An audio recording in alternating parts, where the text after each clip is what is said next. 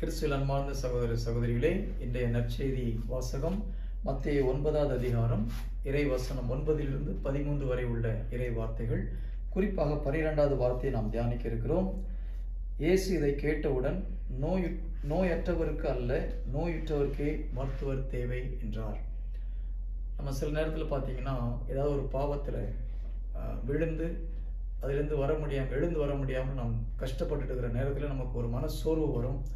இந்த நேரத்தில் நமக்கு மனசில் வரக்கூடிய ஒரு எண்ணம் என்னன்னு பார்த்தீங்கன்னா, கோயிலுக்கு போகிறோம், ஜெபிக்கிறோம், எல்லாம் பண்ணுறோம், மறுபடியும் அதே பாவத்தில் நம்ம விழுந்துட்டுருக்குறோம். கோயிலுக்கு போகிறதுல என்ன பிரயோஜனம், அல்லது கோயிலுக்கு போகிறதுக்கு எனக்கு தகுதி இல்லை என்ற ஒரு எண்ணம் நமக்கு வரும். இந்த எண்ணம் கடவுளிடமிருந்து வருவது கிடையாது, சாத்தானிடமிருந்து வருவது. கோயிலுக்கு போகிறது தகுதி உள்ளவங்க தான் கோயிலுக்கு போகணுன்னு அர்த்தம் கிடையாது. யாருக்கு தகுதி இல்லையோ அவங்களுக்கு தான் கோயில் தேவை.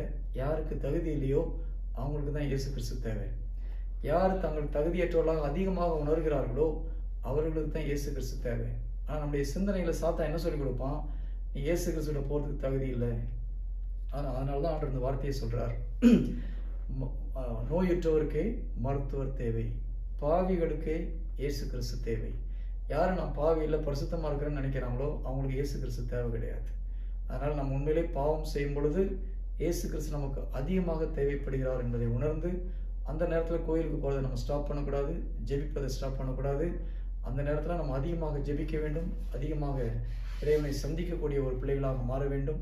அப்பொழுது தான் நம்ம அந்த பிரச்சனையிலிருந்து வெளிவர முடியும் என்பதை உணர்ந்து, துன்ப நேரத்தில், சோதனை நேரத்தில் விழித்திருந்து ஜெபிக்கக்கூடிய வரத்தை நம் ஆண்டவரிடம் கேட்போம். ஆமென்.